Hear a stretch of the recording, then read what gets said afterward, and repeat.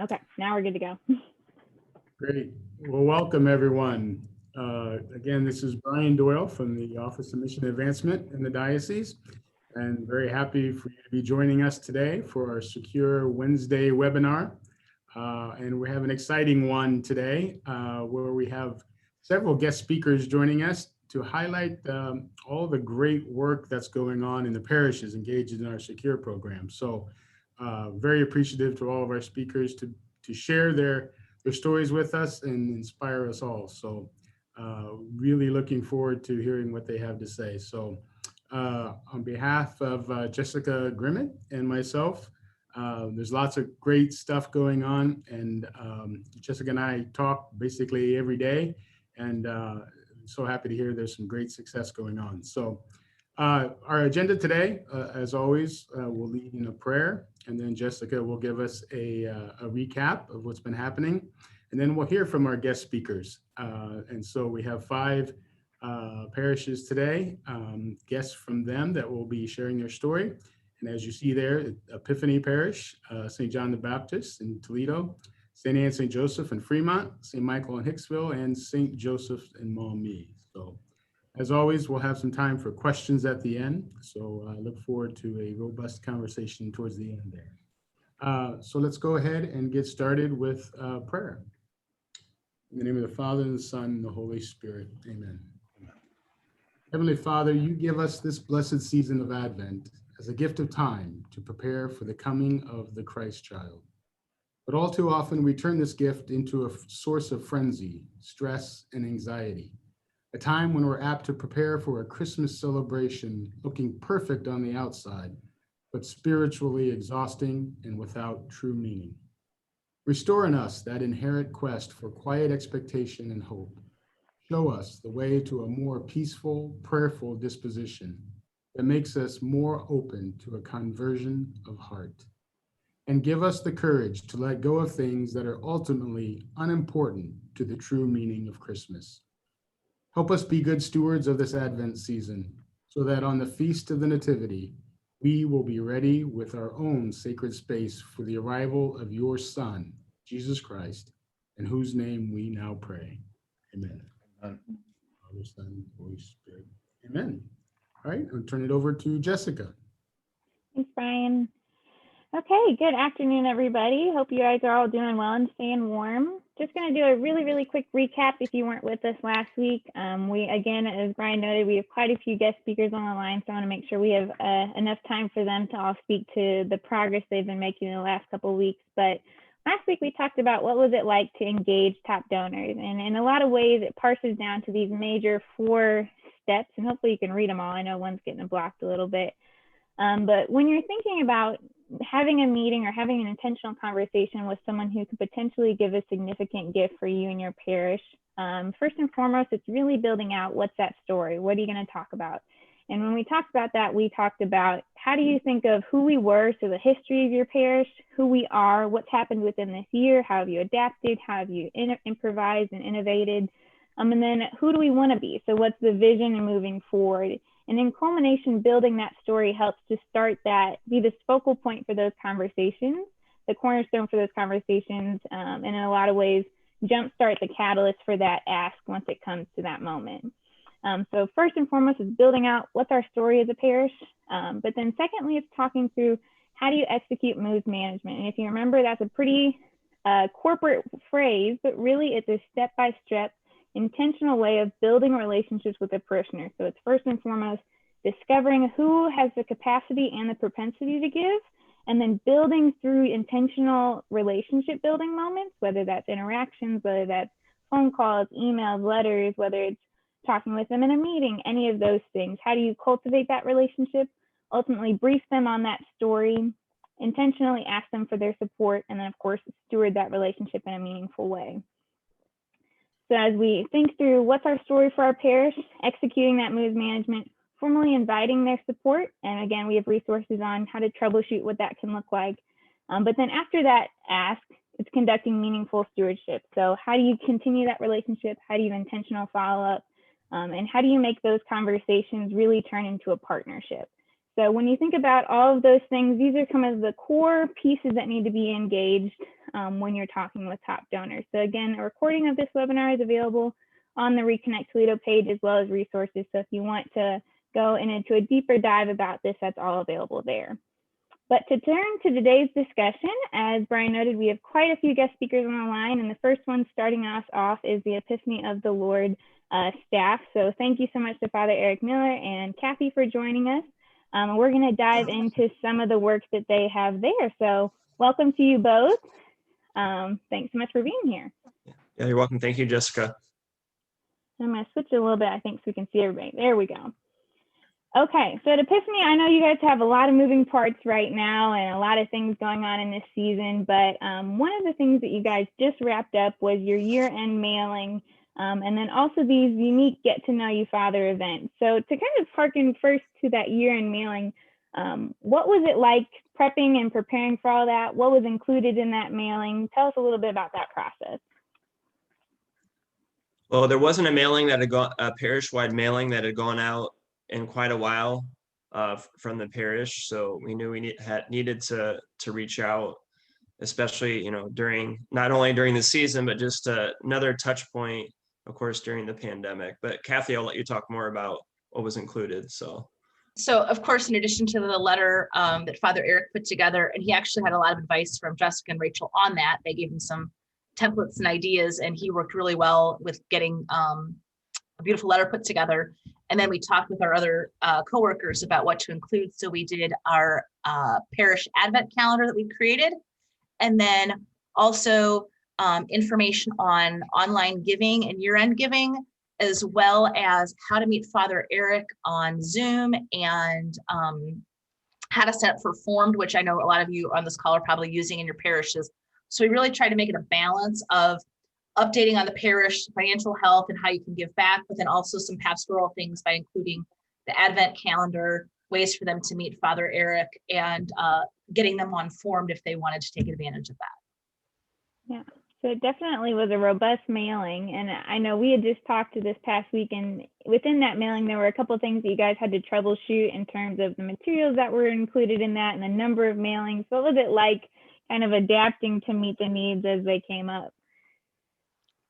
I wish our coworker was on here. I think a lot of that fell to Holly. Yeah. But yeah, there was we didn't go out all in bulk like we intended and things, because we had a few, numbers wrong as to how many we were going to be sending out. We have our parish soft database just needs some updating, but that was also part of the reason why we wanted to do this, because even just in the, half dozen or so that we've gotten returned in the last few days, that helps us update things. So that's just one of those ongoing things. I told Father Eric the other day, it was like the chicken versus the egg. Like, you can't wait to update PariSoft to send out the mailing, because you kind of have to send something out to get things back to know whose addresses are wrong. Yeah. So it's definitely been a process, I know, for you guys. Anything to add, Father Eric? We were just kind of a small group putting together the mailing too. Of course, not wanting to invite too many people in, just to keep people safe. So it took time, but I guess it was a labor of love and sacrifice, I suppose. So lots of blood was shed. There were many paper cuts to be had. Yeah. There you go. Okay, and what has been the response to the mailing, or what have been some other ways that you've been communicating the impact of that mailing? So how have people responded, and then what are adversely other ways that you're hoping to keep that message going forward? I haven't heard much of a response yet. I don't know, Kathy, if you have, but I'm not sure. Envelopes on a couple coffee tables and such, and but that's about it. Like, I was over at doing some religious ed drop-offs in people's houses, so I actually saw a few envelopes. I haven't heard much either yet, but it's also a really tough time. We're right here between Thanksgiving and Christmas. I think what's going to happen is I didn't do this before today, is I really need to look at our numbers of people signed up for Formed and Evangelists in the next couple of days. If those start to increase, that will, I think, be a good telltale sign for Father Eric and myself. Mm-hmm. Yeah, and I know, Father, you had talked about, maybe other ways to continually reminding parishioners about kind of engaging in those reminders through the phone calls. And so what were your thoughts in terms of mass announcements or bulletins to kind of push that message forward? Well, I did highlight the letter during mass announcements, and we're pushing our phone calls back. We were going to try to do phone calls this month, but that just with being short staffed and everything, we're pushing those back to January because we found out it was kind of like too much to take on all at once. So let's concentrate on fewer things and do them well. So Yeah. And speaking to that, I know that you're incorporating the phone calls with a greater event that's happening in January, but to talk about this Get to Know You Father event. So Father, I know you transitioned to this parish mid-pandemic and have been, working in the best of ways to get to know parishioners. What has it been like to virtually engage with parishioners? And I know you're doing a unique way through Zoom, having different families sign up through that. So tell us a little bit more about that. Well, I was initially, Kathy had brought it up not too long after I was here, and I was a little reluctant. And then I think through the consultations, that was extra encouragement, and just through my frustration of coming, being new during the pandemic. But it's really been a blessing. They've been a lot of fun, really, to actually. And I thought about it the other day that even being in other parish assignments, sometimes even people I thought I knew pretty well, I may have never even spoken to a family for 10 or 15 minutes at a time. And I'm getting a chance to meet people and have, a little bit more extended time. So it's been, I think people have appreciated, and I've definitely have appreciated and enjoyed it. So. Yeah. And just to give some context to what those events look like, I know, Father, you set aside almost like office hours or a certain hour or two in the week where people can sign up for 15-minute blocks just to hop on, you get to know them, to get to know you. And so that's just been your opportunity so kind of week to week, people sign up at random and you get to meet with them through that. Yeah. And if you go to our parish Facebook page, you would actually see several postings and links to the Sign Up Genius. So if any of you want to just see how Father and I've organized his signups, you could go there to give you an idea of how we created that system. Yeah. Okay. Well, thank you guys so much. I know that was a really quick recap and synopsis of a couple of the things you guys are doing, but a lot of moving parts for your parish. And I think it's just been fun to see how you guys have adapted and overcome each of those circumstances. So thank you guys so much for talking to us today, and we'll transition to the next parish. Yep. Happy to help. You're welcome. Yep. Thank you, Thanks so Jessica. much. Okay, so that was Epiphany, and again, great work that's going on there. But joining us next is Miss Maggie. If you don't know Maggie, she is a burst of energy and just a great amount of joy. So excited that she's here with us, and she's speaking on behalf of St. John the Baptist, Toledo. So thank you so much, Maggie, for being with us today. My pleasure. Great. Can you guys see her okay? Oh, there she is. Okay, I can see her. So you guys did something a little bit different. So I know there was a lot of things to consider of, how do we engage with parishioners at this time? And you guys chose to do engagement phone calls. So you recruited a number of volunteers to make personal phone calls to each parishioner. What was it like, determining one, to do that, and then two, preparing all of that to get it going? Yeah, goodness. November was like the craziest month of my life.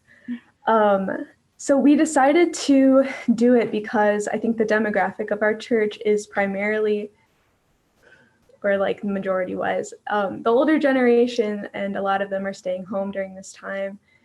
So we haven't been able to connect with them at Mass, and the chances of them being on Facebook are kind of like hit or miss. So a lot of people we just haven't had connections with or been able to connect with. So phone calls was like kind of a guaranteed intentional way to make contact with every family, regardless of whether we have seen them at Mass or not. And so it just sounded like a good way to connect with people and let them know that we're still here and we still want to be connected with them during this time. And then as far as preparing for it, getting everything ready, I made lots of phone calls to volunteers. So I think I ended up with 13 volunteers and then 6 staff members that helped make calls. I think those numbers are right. And we had about 500 families that we were trying to call. Yeah. So I exported a lot of information from ParishSoft into an Excel sheet, and then also printed out like the directory from ParishSoft. So we had like 2 different formats of how all these names and numbers were coming out. I probably could have done things a lot simpler, but it just kind of like happened the way it happened, and it was okay. Yeah. And you and guys, then- I know, oh, sorry for cutting off, Meg. I know you guys were just kind of at the point of wrapping up some of those phone calls. So it took a couple weeks to do all of those phone calls. Yeah. I think I sent all the volunteers their lists the week before Thanksgiving, I think. And originally our goal was to like have them done at Thanksgiving. And then the goal was like the week after Thanksgiving. And now I'm still like finishing some things up, but it's okay. Like for the most part, it's done. And we're just excited about that. Yeah. So what was the response from volunteers and from parishioners from doing these phone calls? The response has been pretty positive. I think a lot of people who have been staying home because of their health and they don't want to take the risk of COVID. I think a lot of older people really appreciated that we were reaching out and just like that they had someone to talk to for a few minutes. I think a lot of the volunteers said they really enjoyed it, and several of them offered to take more names, which was really helpful when a few people had to drop out. So I think that's a huge testimony to like the fact that they really enjoyed talking to people. And I think, I don't know if it was this past weekend or a few weeks ago or something, but one of the volunteers told Father that somebody they had called came up to them after Mass and said, I haven't met you before, but we talked on the phone. And so it's great to meet you in person, actually. So that was a really cool connection point.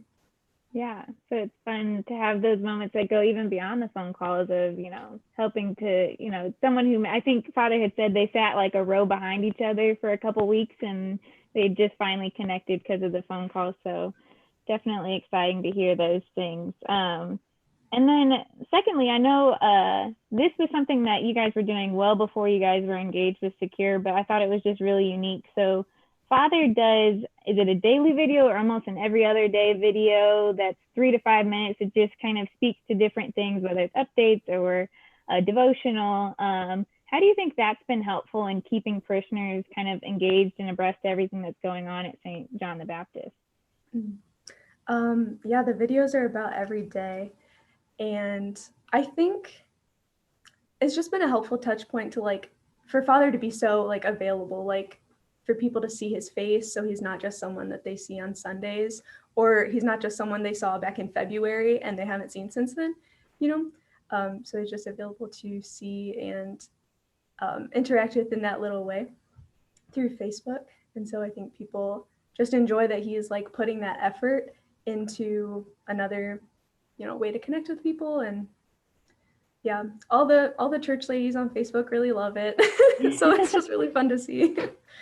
Yeah, and it's different every day. So it's always, I think it's fun to see kind of, the different and diverse ways he's keeping people updated. I know even for Advent, he's been posting, also a link to give, but also a special devotionals for people to continue keeping up with. So it's definitely evolved through the time. I know you guys have another video series that's on the horizon in terms of giving more of a state of the parish update. So I think those are all exciting touch points for you guys. Great. Okay, well, thank you so much, Maggie. That was a really quick overview. I know that was a labor of love as well as epiphany. So it's exciting to see kind of the end results of those engagement phone calls. And thank you guys so much for being with us today. Thanks, Jessica. Thanks, Maggie. Okay, switching to, he is no stranger to our webinar series. So Father Michael Romley is with us today. He also has a couple other guest co-stars on his video, so we're excited for all the staff that's represented with him today. So thank you so much for joining us. Again, Father Michael is the lead pastor at St. Anne and St. Joseph. He was with us a couple weeks ago to talk more primarily in terms of social media, but for this week, we're going to be talking about your guys' gift of faith appeal. So Father, if you'd love to kind of give us an overview, what was it like coming up with the theme and crafting all the materials for the gift of faith, and what was the intention behind it? Great, it's great to be with you. I have my most of my leadership team here today with you, so we're glad to be here and be featured. We did a lot with engagement and involvement before, so we've been focusing with Jessica and the crew there with a fundraising aspect to make our operations lady happy with the finances. So we thought we wanted to do an end of the year kind of appeal And with it being the gift season, gift giving, we thought we'd say this year we invite people to give the gift of faith by supporting our parishes. Before COVID, a lot was going on, a lot of positive things. And, obviously like every other parish, it kind of stopped, came to a halt. So I think we had a good story going up until that point. And so we were able to share what we've done during COVID and said, we want the momentum to continue. So your gift, will give the gift of faith by continuing the important ministries. We have a number of special projects that we're undertaking right now and just different activities and events going on. So it kind of hit a good note with people, I think. And so that's where that's how we came up with it. And that's where we have the mailing, which I think you can see the mailing on the screen. And then you can see on the right side, the website. On our main page, there's a page for the gift of faith. And then I think you see a video on there too, a link to the video from social media as well. So that's how we kind of came up with the whole concept of gift of faith. Yeah, and Father, I know you've already alluded to it. You had so many different channels you guys were employing to really push that message forward. So things on your website, as you can see in these photos on the far right side of this, but then also social media and then formal letters. And I know in Mass you've been making announcements. How do you think that in culmination has really helped to impact this appeal? I think it kind of ties it together that we use the same terminology, the term gift of faith, the same branding. We kind of hit home the same bullet points every time. A big part of our social media presence was we had parishioners doing testimonial videos. So we worked with a couple couples, a couple young people, a couple older people, and we helped them come up with a script. And they're giving testimonial videos that'll be on social media, kind of giving their witness of how the faith has impacted them, and then inviting people to give that gift, to join them in giving the gift of faith. So using similar terminology and stuff, I think it's been helpful. And I think people really, there's been a good buy-in and support, and they understand the purpose of this appeal. Yeah, and how do you feel your parish has responded? Have people talked about this frequently? How is it landing with people? Well, you talked to us last week about being on this webinar, and I said, I'm not doing this thing unless we know it works. So we're 1 week into it, and we're over 25,000 already. And we haven't even gotten some of the big gifts that we're expecting with some people. So it's going well so far. So for in 1 week to raise 25,000 between the two parishes, over 25,000, I think we're on good track so far.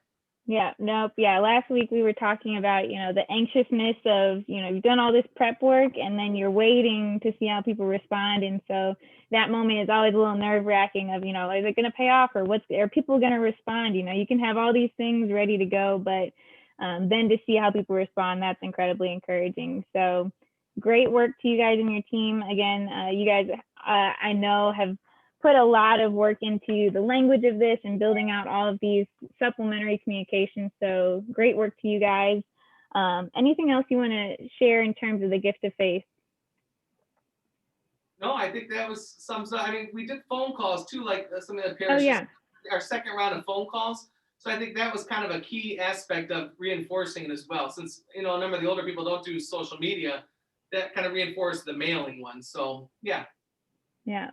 Great. Well, thank you guys so much. And again, congrats to the already response that you've seen so far. And we'll be talking in just a few moments. I always meet with Father and the team right after the webinar. So it's always fun. We have a good Wednesday. So, okay. Thank you guys so much for joining us, and see you in a minute. Okay. Moving forward, we're excited for our next guest speaker. So also with us today is Susie from St. Michael Hicksville, and she's going to be talking to us particularly about another unique touch point that her and her parish did to engage with parishioners through a parish survey and through some homebound parishioner gifts. So thank you so much for joining us, Susie. To start us off, I guess I'll pose a question to you. What was the intention of releasing a parish-wide survey? What were you hoping to learn or hear from parishioners? Well, we really wanted to find out how well we were connecting with the parishioners, either at home or even some of them that are coming back to Mass.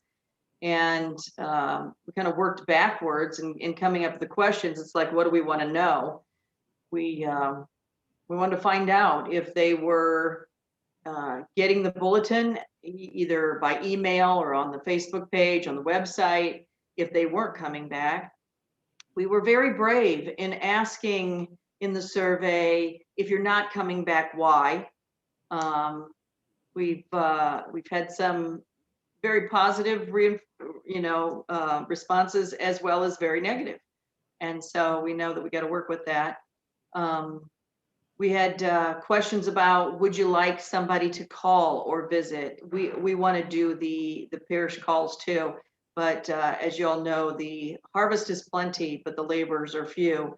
So hopefully maybe first of the year, maybe we can, like the other parishes, get volunteers as well as staff to make some of these phone calls. Our deacon, Rod Conkle, is very good at live streaming morning and evening prayer.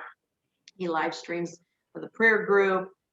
Before they cleaned out the garden, we've got a beautiful landscaping, and he would do a prayer walk on Mondays and would live stream that, and has a lot of followers watching that. He's also heading up the initiative. I know the probably next question you were going to ask me is about the homebound that we've talked about. We kind of left them hanging for a long time, and we couldn't take them communion, we couldn't take them anything, and so we've kind of initiated an adopt a shut-in, where each of those extraordinary ministers who used to take communion has adopted one shut-in, and so they will be responsible for connecting with them. We've also added on people who are just not comfortable coming back to Mass yet, and so we are working on, just connecting. So Yeah. Did you have any more questions about the survey? I kind of went on. No, that's okay. And we can touch base about the homebound parishioner. I know in this photo right here, you provided that there was a parishioner that helped to make gifts that you guys were hoping to give to those homebound parishioners. What was that process like? Well, a lot of you may know the name Roxy Timbrook because she was very big in the youth department or working with diocesan youth for many years. And now that she's retired and babysitting for her grandkids, she has started collecting mugs. And we all have way too many mugs. So if you have extra mugs, send them to Roxy, because every once in a while she'll just get some fresh flowers and make these beautiful mug arrangements. And she sets them on a cart in the lobby and says, take them to anybody who's having a bad day. It used to be take them to the shut-ins, but now it's, somebody that needs something, then take them to them. She did beautiful ones for Thanksgiving, and now she's working on the Christmas ones. And so she's working with Deacon Rod with the initiative to get them to the people on our list. Yeah. Yeah, and just to go back to the survey, what has been that response from parishioners? I know that you said you've had some, you just have meaningful feedback that gives, positive and negative of how you guys can improve. How are you guys taking that information and, re-engaging with parishioners or adapting as a staff? Well, a lot of it, we've watched very carefully. I have a very good assistant, Jan Kaler, who checks the survey every day. She's also our Facebook presence she's constantly giving, things by Facebook.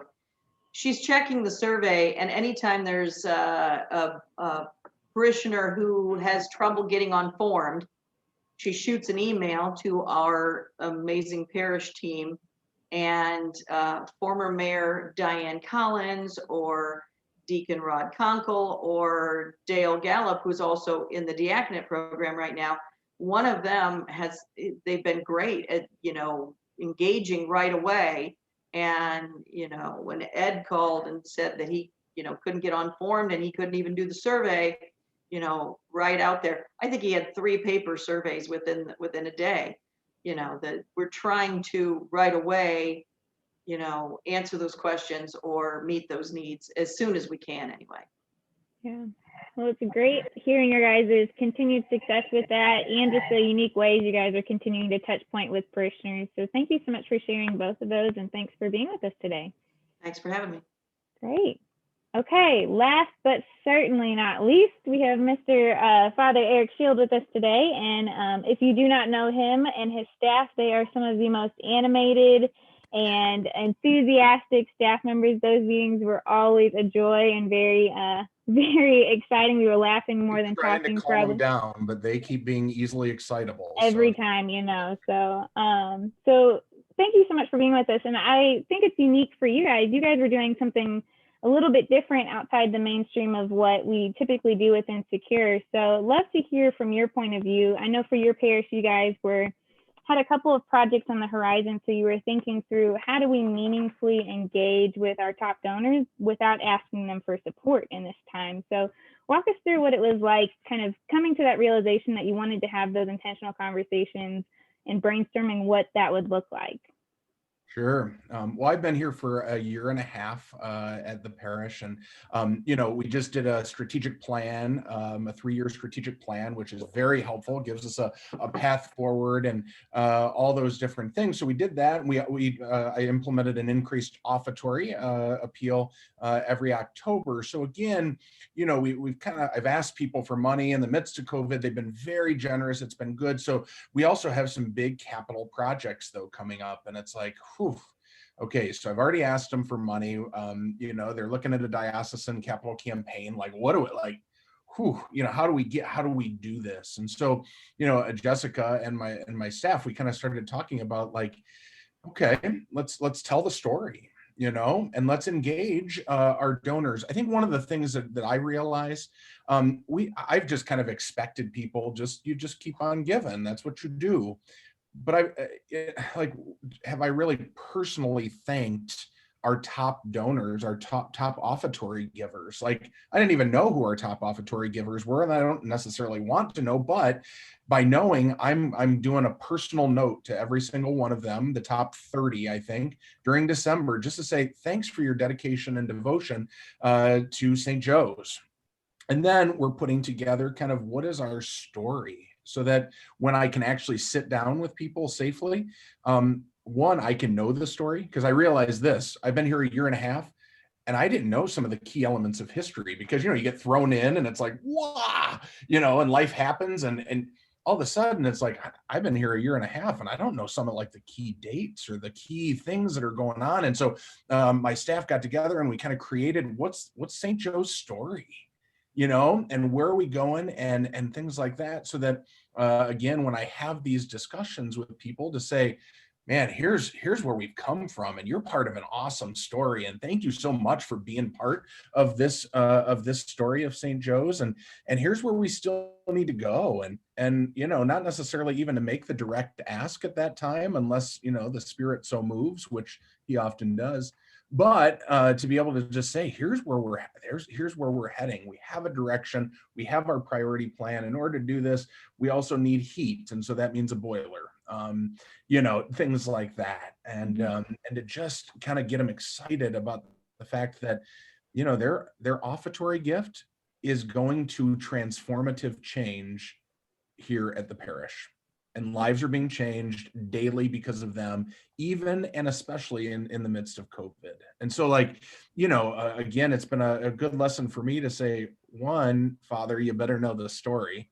So, get your crap together here and know the story, okay? And then two, don't be afraid to share the story. And of course, the other thing, what we learned in kindergarten, don't forget to thank people. And not just in the general, thanks for all that you do in the bulletin, but I'm like, boy, I might not be able to meet with people much, but a personal letter from me to just say a personal note, hey, you're awesome. And I just recognize what you've done, being so committed to St. Joe's over the years. Thanks for doing that, and know that I'm praying for you this Christmas. Yeah. Something that simple, I think can be very transformative for people. Yeah, and I think it speaks to, that continued stewardship, so that those conversations, when you have them, they aren't just about money. And say you haven't talked with them in 6 months because of this, it isn't just, oh, we're approaching you for money, but we're, partnering with them and engaging with them in different ways throughout the year, so that it's not just an awkward conversation, but it's already an intentional relationship that's been built. And so I think that's just incredible to see kind of, how do we embed those touch points, even amidst a crazy year like this, that just convey that thank you in a unique way? And I think people like to know that there's something, they're part of something bigger than just keeping the lights on. Mhm. Yeah. You know, Yeah. like they're being a part of huge change, and people are experiencing Christ through our parishes. And that's transformative, you know, but obviously you need money to continue to do that. And so can't shy away from that. But those that bringing them into the story has been very helpful. Yeah. Well, thank you so much, Father, just for speaking to what it's been like for you and your staff. I know you guys started off, I've seen some of those beginning workings of that story of even just pulling the dates and times and, what are the important dates and how do we then build in that strategic plan? So I think it's been a big process building just even that story, whether it's a formal document or not, but it just gives you the framework to go, okay, this is who we are and this is how we tell that story. It's also helped the staff to like think bigger picture. You know, sometimes we get so focused on I got to put out this fire today, but we lose sight of like the awesome story that our parishes have, and the awesome history. And and to be able to tell that is powerful for people, including the staff, to know that and to be thinking in those terms, not just, oh my gosh, the place is, I gotta go clean up that mess today. Yeah. Okay. Well, thank you so much for being with us today, sharing a bit of that story. We appreciate it. Absolutely. Okay. I know that we are over time, but it's all for good reasons. Again, thank you to each and every one of our guest speakers. If you have questions, go ahead and start submitting them in the chat. It can be for me or for any of our guest speakers on with us today. I know they'd be happy to address any questions you may have about how they went about their process or what tools they used or how they adapted. So if you have specific questions, please feel free to submit them in the chat. And again, thank you to each of our speakers. We have just a really wide spectrum of different things that were addressed today, from phone calls to year-end mailings to formal appeals to top donor engagement to surveys. So again, the purpose and intention of Secure is really just to meet you where you're at. And then from there, each of these parishes own it and make it unique for them and their parishes. So it's been exciting to see the evolution of all of that. And again, thanks for everyone who's here with us. So if you have questions, feel free to submit them at this time.